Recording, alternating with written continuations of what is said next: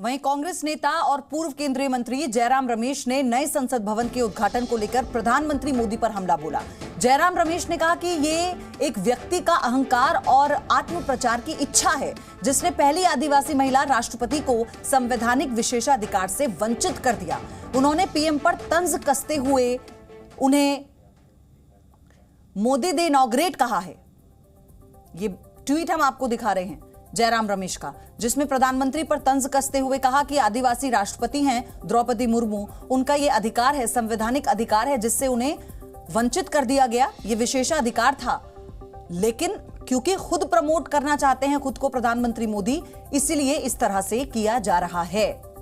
संसद भवन के उद्घाटन को लेकर प्रधानमंत्री नरेंद्र मोदी पर हमला बोलते हुए ट्वीट किया जयराम रमेश ने कि ये एक व्यक्ति का अहंकार और आत्म प्रचार की इच्छा है। ये प्रधानमंत्री पर तंज है और वो ये कहते हैं कि जो पहली आदिवासी राष्ट्रपति हैं द्रौपदी मुर्मू, ये उनका विशेषाधिकार है, जिससे उन्हें वंचित किया जा रहा है।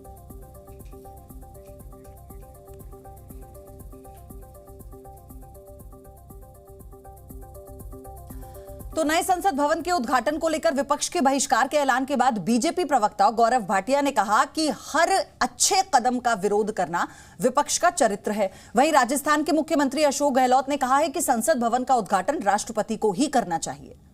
देखिए, भारत के मजबूत लोकतंत्र को, लोकतंत्र का जो मंदिर है, एक नई संसद की इमारत मिल रही है। 140 करोड़ भारतीय गौरवान्वित है और इस ऐतिहासिक पल में कुछ विपक्षीय पार्टियां हैं जो आदरणीय प्रधानमंत्री श्री नरेंद्र मोदी जी से बहुत नफरत करती हैं। वो केवल एक नज़रबट्टू मात्र बनकर रह गई हैं।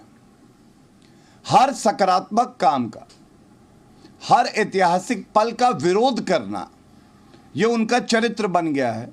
जो राहुल गांधी जी ने और सबने मुद्दा बनाया है, तो मेरे समझ उचित मुद्दा बनाया है सर। 26 तारीख को और सरकार को खुद को सोचना चाहिए। अभी देरी नहीं हुई है, देरी नहीं हुई है।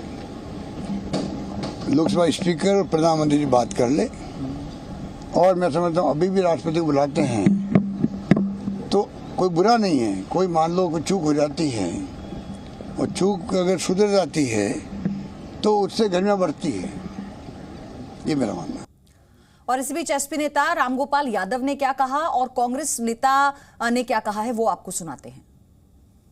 विपक्ष बिल्कुल सही कह रहा है, क्योंकि भारतीय संविधान के अनुच्छेद 79 में 79 में ये लिखा हुआ है कि संसद का अर्थ है राष्ट्रपति, राज्यसभा और लोकसभा, और लेजिस्लेचर का प्रधान जो है वो राष्ट्रपति होता है, और जो लेजिस्लेचर का प्रधान है वो जो शासन का अध्यक्ष होता है उससे ऊपर होता है, मतलब प्रधानमंत्री से ऊपर होता है।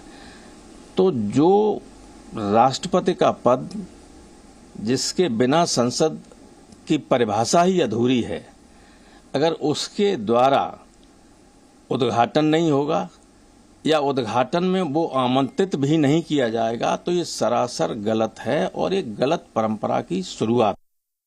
पूरे विपक्ष को अपने इस फैसले पर पुनर्विचार करना चाहिए, क्योंकि क्या इस संसद में विपक्ष के सांसद नहीं जाएंगे? पंडित नेहरू से लेकर आज तक जितने भी प्रधानमंत्री देश के हुए हैं, अब मैं तो हैरान हूं इस बात पे कि देश की संसद का उद्घाटन देश का प्रधानमंत्री नहीं करेगा तो कौन करेगा? तो विपक्ष को मोदी का विरोध करने का पूरा हक है। मोदी का विरोध करो, देश का विरोध करना ठीक नहीं। नए संसद भवन को लेकर विपक्ष की बॉयकॉट पॉलिटिक्स जारी है, जिस पर अब सत्ताधारी गठबंधन एनडीए ने पलटवार किया है। एक बयान जारी कर एनडीए ने इसे संवैधानिक मूल्यों का घोर अपमान बताया। नए संसद भवन के उद्घाटन का विरोध लगातार बढ़ता ही जा रहा है। कल तक विपक्ष के 4 दल इसके विरोध में थे, लेकिन अब ये गिनती 29 दलों तक पहुंच गई है। विपक्ष की इस बाइकआउट पॉलिटिक्स पर अब एनडीए ने बड़ा हमला बोला है। सत्ताधारी गठबंधन एनडीए की ओर से जारी बयान में विपक्ष के इस फैसले को संवैधानिक मूल्यों का घोर अपमान बताया गया है। 28 मई को नए संसद भवन के उद्घाटन का बहिष्कार करने के 29 राजनीतिक दलों के निर्णय की स्पष्ट रूप से निंदा करता है। ये अधिनियम केवल अपमानजनक नहीं है, ये हमारे महान राष्ट्र के लोकतांत्रिक, लोकाचार और संवैधानिक मूल्यों का घोर अपमान है। संस्था के प्रति इस तरह का खुला अनादर न केवल बौद्धिक दिवालियेपन को दर्शाता है, बल्कि लोकतंत्र के सार के लिए एक परेशान करने वाली अवमानना है। विपक्ष ने जो निर्णय लिया है, ये सीधे इस बात की ओर इंगित करता है कि उनका लोकतंत्र पर भी विश्वास नहीं है और लोकतंत्र के मंदिर पर भी विश्वास नहीं है। फिलहाल इस मुद्दे पर बीआरएस आज अपना पक्ष तय करेगी, जबकि वाईएसआर, कांग्रेस और बीजेडी हिस्सा लेंगी। जी न्यूज़।